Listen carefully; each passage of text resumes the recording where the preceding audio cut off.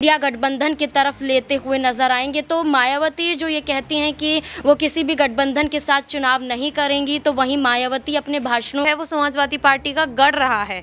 और जहां तक है वहां की जो जनता है, मैनपुरी की जो जनता है, जातीय। नेक्स्ट 9 न्यूज़ में आपका स्वागत है। मैं हूं आपके साथ अबरारुल हक रहमानी। 2024 लोकसभा चुनाव को लेकर उत्तर प्रदेश की राजनीतिक फिजा बदल रही है और इंडिया गठबंधन के लिए एक बड़ी चुनौती ये है कि आखिरकार गठबंधन में अब कई नए साथियों को जोड़ना क्या संभव नजर आता है। चूँकि शिवपाल यादव को एक बड़ी भूमिका दी गई है अखिलेश यादव की तरफ से कि मायावती को इस गठबंधन में लाया जाए ताकि दलित वोट बैंक इंडिया गठबंधन के वोट बैंक में जुड़े और फिर उसके बाद सीटों का जो मार्जिन है वो और ज़्यादा बढ़े। लेकिन प्रश्न ये है कि आखिरकार चुनाव से इतने कम समय पहले ये स्थिति जो है संभव नजर आती है। वैसे भी उत्तर प्रदेश में भारतीय जनता पार्टी ने कई बड़े मुद्दों को लेकर जो है इंडिया गठबंधन के नेताओं को घेरना शुरू कर दिया है। अगर ख़ास तौर से व्यक्तिगत रूप से या फिर आप कहें कि पार्टी स्तर पर समाजवादी पार्टी पर अगर हम नज़र डालें तो कई चुनावों के नतीजे ये बताते हैं कि पार्टी की स्थिति इस वक्त भी मजबूत नज़र नहीं आती है। लेकिन उसके बावजूद भी राहुल गांधी की यात्रा हो या फिर अखिलेश यादव का राजनीतिक सक्रियता कहें, उन तमाम मामलों को लेकर के एक उम्मीद ज़रूर है इंडिया गठबंधन को कि उत्तर प्रदेश में फिर से एक बार इंडिया गठबंधन के तमाम प्रत्याशी जो है अपने अपने सीटों से जीत करके संसद पहुंचेंगे और ये राह जो है वो सरकार बनाने के लिए आसान भी हो सकती है। इन तमाम मामलों पर विस्तार से चर्चा करेंगे दर्शकों कि आखिरकार बिहार, उत्तर प्रदेश, महाराष्ट्र जैसे राज्यों का राजनीतिक गणित जो है क्या बनेगा और उससे कितना ज़्यादा फ़ायदा जो है वो मिलता हुआ नजर आएगा।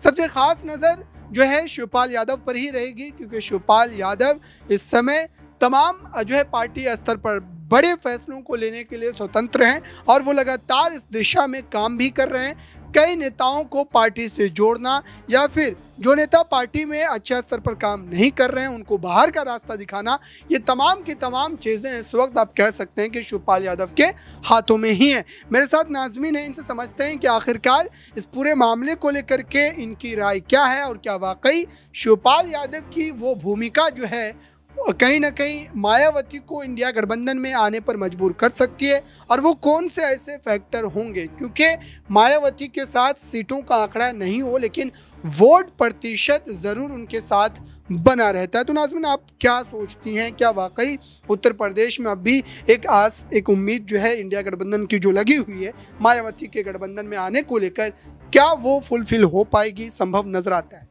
देखिए, उम्मीदें तो नतीजे आने तक भी रहती हैं कि उनकी पार्टी जीतती हुई नजर आएगी। तो उम्मीदों पर दुनिया कायम कही जाती है, तो वही समाजवादी पार्टी कहीं ना कहीं नजर आ रही है। समाजवादी पार्टी की तरफ से यहाँ पर राष्ट्रीय अध्यक्ष अखिलेश यादव काम करें या फिर उनके चाचा शिवपाल यादव काम करें, मायावती को मनाने की जद्दोजहद में अभी भी समाजवादी पार्टी कहीं ना कहीं से नजर आ रही है। तो जैसे कि शिवपाल यादव की चर्चा आप करते हुए नजर आए, ये कहा गया कि क्या वो मायावती को इंडिया गठबंधन की तरफ लेते हुए नजर आएंगे। तो मायावती जो ये कहती हैं कि वो किसी भी गठबंधन के साथ चुनाव नहीं करेंगी, तो वहीं मायावती अपने भाषणों के दौरान ये भी कहती हुई नजर आती हैं कि भारतीय जनता पार्टी का सुपड़ा साफ उत्तर प्रदेश में मायावती और तमाम वो पार्टियां करेंगी जो यहाँ पर पीडीए की विचारधारा पर चलती हैं, जो पिछड़े वर्गों के बारे में सोचती हैं। तो समाजवादी पार्टी उसी विचारधारा पर चलती है, मायावती भी। जो इंटरप्ट करना चाहूँगा मैं कि मायावती ने जो कल की सभा में एक बयान दिया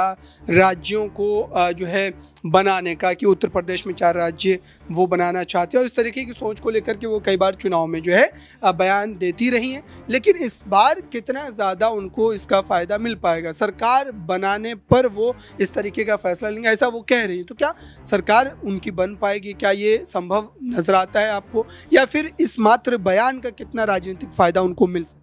देखिए, बयान मायावती की तरफ से दिया जा रहा है और बयानों के जरिए मायावती दिखाने की कोशिश करेगी कि उनकी पार्टी जीत के कगार पर पहुंच जाए, लेकिन जीतना बसपा का अकेले चलकर नामुमकिन नजर आता है। समाजवादी पार्टी की बात करें, उनके साथ कई दल जुड़े हुए नजर आए थे। आरएलडी की बात करें, जयंत चौधरी वो उनके साथ जुड़े हुए थे, लेकिन समाजवादी पार्टी से वो किनारा करते हुए तब नजर आए जब उन्होंने कहा कि समाजवादी पार्टी के साथ जुड़कर वो जीत हासिल नहीं कर पाएंगे। 2019 में, यहाँ पर 2014 में जयंत चौधरी को एक भी सीट हासिल नहीं हो पाई थी। वो गठबंधन भी था 2019 में, जब बसपा भी थी, जब आरएलडी भी थी, जब यहाँ पर अपना दल कमेरावादी भी थी। जब भी इंडिया गठबंधन की बात करें, वो जीत के कगार पर नहीं पहुंच पाए थे। तो मायावती कितने भी भाषण दे ले, उस हिसाब से मायावती अकेले चलकर राजनीति तो यहाँ पर करती हुई नजर आएंगी, लेकिन राजनीति के जरिए जीत के कगार पर नहीं पहुंच पाएंगे। अगर जीतना ही होता तो वो अपना उत्तराधिकारी यहाँ पर अपने भतीजे आकाश आनंद को बनाती हुई नजर नहीं आती। आकाश आनंद के पास कोई और जरिया बचता ही नहीं, वो चंद्रशेखर आजाद को घेरते हुए नजर आते हैं।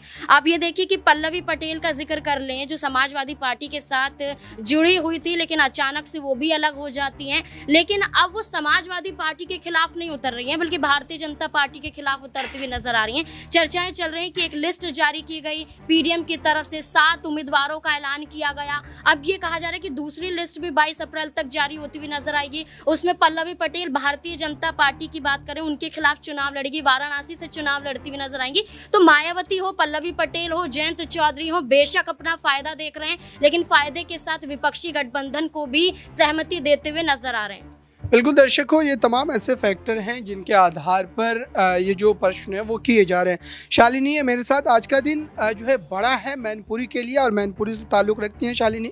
इनसे समझते हैं कि आखिरकार वहाँ का राजनीतिक गणित क्या है। क्या वाकई इस बार भी डिम्पल यादव को जीत मिल पाएगी? क्योंकि पिछली बार जो है मैनपुरी लोकसभा उपचुनाव जब हुए थे तो वहाँ पर एक बड़ी बढ़त के साथ, आप कह सकते हैं कि रिकॉर्ड मतों के साथ उनकी जीत हुई थी। तो इस बार का क्या जो है गणित बन रहा है? क्या शाक्य समाज या फिर आप कहें ठाकुर समाज या फिर यादव, जो कि सबसे ज़्यादा वहाँ पर 3.5 लाख वोटर्स हैं वो, तो ऐसे में क्या लगता है कि उस जो है इस समय जातीय समीकरण किसके साथ नजर आता है? कौन से प्रत्याशी? देखिए अबरार जी, जैसे अगर बात करें मैनपुरी सीट को लेकर, तो मैनपुरी सीट पर जहां तक है समाजवादी पार्टी ही रही है।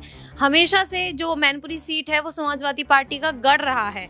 और जहां तक है वहां की जो जनता है, मैनपुरी की जो जनता है, जातीय जनगणना की अगर बात करें तो जातीय के हिसाब से भी वहां के जो लोग हैं वो कहीं ना कहीं यादव जो समुदाय है उनको उनका समर्थन कर रहे हैं, जिसके तहत हम ये कह सकते हैं कि डिम्पल यादव इस बार भी कहीं ना कहीं चुनाव जीत सकती हैं। क्योंकि इससे पहले भी मुलायम सिंह यादव जो थे वो भी कई बार वो मैनपुरी से सांसद रह चुके हैं। तो ये, और बात करें अगर वहीं से जयवीर सिंह ठाकुर भी खड़े हुए हैं अभी उनके खिलाफ। तो अगर बात करें कि इसमें जीत कौन हासिल कर सकता है, तो जहां तक है बीजेपी लगातार अपनी पूरी कोशिशें करती नजर आ रही है। वो एमपी के मुख्यमंत्री को भी वहां भेज रहे हैं उनका साथ देने के लिए, लेकिन डिम्पल यादव कहीं से कहीं तक परेशान नजर नहीं आ रही हैं। वो बहुत ही शांत व्यवहार उनका लग रहा है। लगातार वहां पर यादव परिवार का कब्जा रहा है, अलग अलग चेहरों ने वहां से जीत दर्ज की है अपनी। विकास कार्यों को लेकर के मेरा सवाल है, क्या वाकई जो है उस पूरे क्षेत्र में उस तरीके से विकास जो है कार्य हुए हैं? और क्या आप वहां से ताल्लुक़ रखते तो जाहिर सी बात है कि कई इलाकों को बेहतर ढंग से आप समझती हैं, तो क्या वाकई वहां पर उन कामों के बिना पर समाजवादी पार्टी एक बार फिर से अपनी जीत जो है वो सुनिश्चित कर पाए? क्या वाकई वहां पर विकास हुआ? वहाँ पर अगर विकास की बात की जाए मैनपुरी में, तो हाँ, काफ़ी हद तक अगर हम किसी और जिले की बात कर ले, जैसे काफ़ी ज़िले हैं, एटा, मैनपुरी, आसपास जितने भी अलीगढ़, फर्रुखाबाद, उनसे अगर रिलेटेड हम कंपेयर करें तो मैनपुरी जो ज़िला है वो काफ़ी बेहतर है। क्योंकि वहाँ पर काफ़ी काम किया गया है और वहाँ की जो जनता है वहाँ भी उन्होंने एक टाइम के लिए क्या था, बीजेपी का सपोर्ट किया था, लेकिन उसके बाद वो लगातार कह रहे थे कि हमें वो सुविधाएं नहीं मिल रही हैं जो हमें अखिलेश यादव की सरकार में मिल रही थी। तो ये कहीं ना कहीं कह सकते हैं कि हाँ, मैनपुरी उनका गढ़ है, तो इसलिए उन्होंने उस जिले पर खास करके थोड़ा ध्यान दिया है। बिल्कुल दर्शकों, चूँकि जो है इस समय उत्तर प्रदेश में भारतीय जनता पार्टी की सरकार आने के बाद से ही इन तमाम मामलों को लेकर के उजागर किया जाता रहा है।